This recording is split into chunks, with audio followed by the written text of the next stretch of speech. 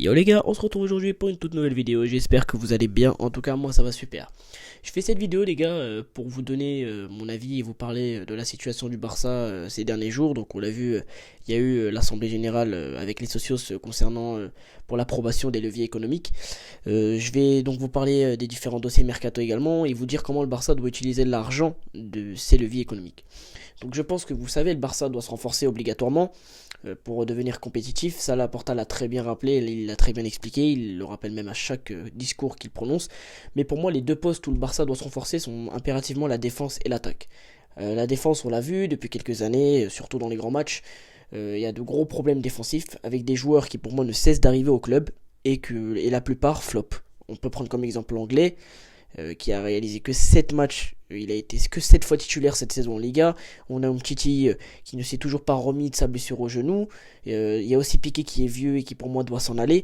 On l'a vu, le Barça a dans son viseur donc deux pistes prioritaires pour se renforcer qui sont Jules Koundé, le défenseur central de Séville, et Kalidou Koulibaly. Donc pour moi, il faut aussi se renforcer avec des latéraux. Ça, le Barça l'a très bien compris.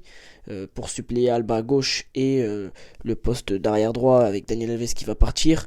Et Dest qui n'a pas l'entière confiance de Xavi. Donc voilà. Et ces deux pistes-là pourraient très bien être Marcos Alonso et César Azpilicueta. Mais d'après ce que j'ai vu dans les médias ces dernières heures, ces deux deals pourraient être très très compliqués. Donc pour moi, après je dis ce n'est que mon avis personnel, je pense que le Barça doit prendre Jules Koundé. Parce qu'il faut penser à l'avenir. Et il a en plus le même âge que Ronald Araujo. Et je les vois bien être la charnière centrale pour les années à venir du Barça.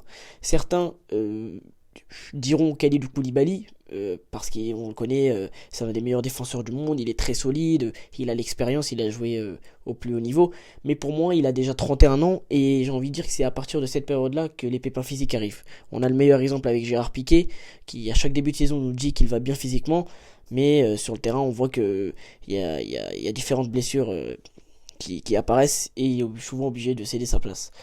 Donc voilà, Jules Koundé, en plus on l'a vu, il est très régulier avec Séville parce qu'il a déjà fait 3 saisons pleines, il a déjà joué en Ligue des Champions, voilà, il est en équipe de France. Donc pour moi, faut penser à l'avenir. Faut penser à l'avenir. Xavi, de toute façon, en a fait sa priorité, Jules Koundé. Après, en cas d'échec, il se penchera sur Kalidou Koulibaly.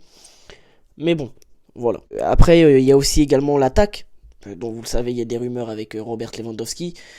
Qui lui veut partir, mais le Bayern ne veut pas le laisser. Robert Lewandowski lui a clairement dit qu'il voulait rejoindre le Barça. Il y a eu des offres de Chelsea et du PSG, mais il a demandé aux dirigeants du Bayern de donner la priorité au Barça. Le Bayern a refusé une première offre du Barça qui était, il me semble, de 32 millions d'euros et quelques bonus. Le Bayern a refusé. Le Barça va formuler une autre offre d'à peu près 50 millions. Car c'est ce qu'attend le Bayern.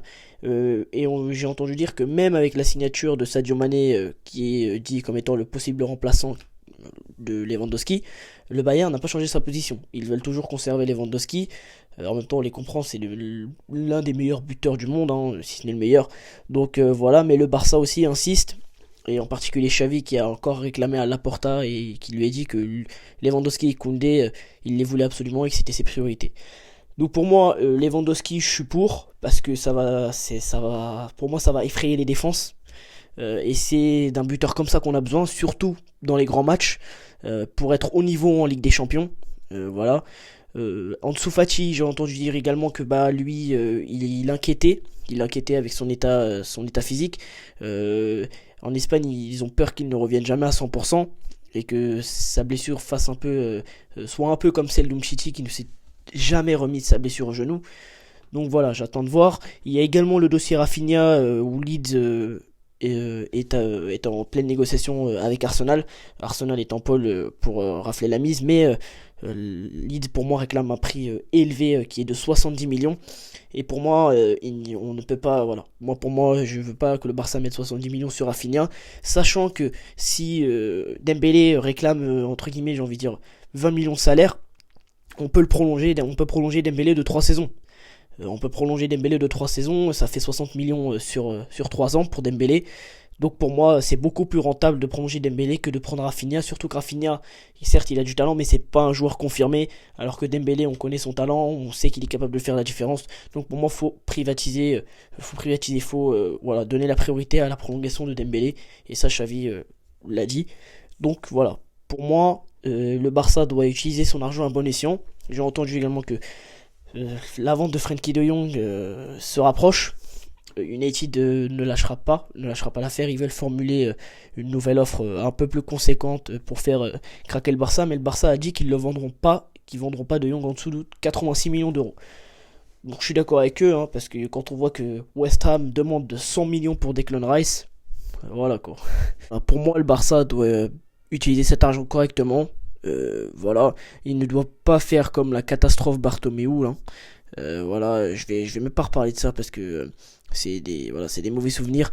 Quand on voit qu'il mettait 40 millions sur Malcolm, je me rappelle, il faisait n'importe quoi. Pour moi, voilà, faut utiliser cet argent intelligemment. Là, pour moi, Bartomeu, les 70 millions pour Rafinha, il les aurait déjà mis. Alors que Laporta, lui, est beaucoup plus intelligent. Je le redis, pour moi, Laporta, c'est le meilleur président de l'histoire du Barça. Il était là lorsque le Barça a connu ses plus belles années, sa meilleure période. Donc pour moi, et là pour l'instant, il fait du très très bon boulot avec Matteo Alemany. On le voit, il a fait un très très bon travail depuis qu'il est arrivé. Et pour moi, j'ai envie de dire que même Bernardo Silva, si Laporta peut essayer de le prendre, si on vend Frenkie de Jong, bah là faut directement foncer, hein. Moi je vous dis, il faut foncer sur Bernardo Silva parce que pour moi c'est l'un des meilleurs relayeurs au monde. Il va nous apporter énormément au milieu de terrain. En plus avec on y pense, hein, forcément à une association avec Pedri, ce serait monstrueux. Donc voilà, pour moi il faudrait, si on vend De Jong, foncer sur Bernardo Silva et les 80 millions que réclame Manchester City. Je pense qu'en plus de ça, si le Barça réussit à faire un très très bon mercato, en plus des arrivées de Christensen et de Kessié qui devraient bientôt être officialisées, bah pour moi, si le Barça fait un excellent mercato, pour moi la Liga on peut la gagner l'année prochaine.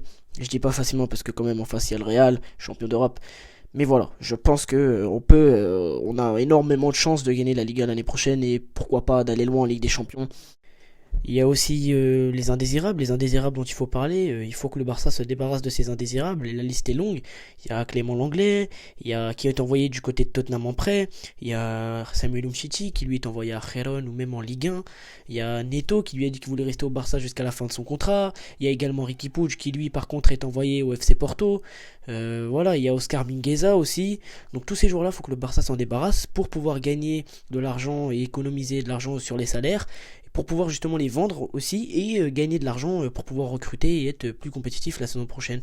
Donc pour moi ça passe par là aussi et j'espère que ces joueurs-là partiront. Il y a également aussi Braithwaite qui lui a dit qu'il voulait rester au club.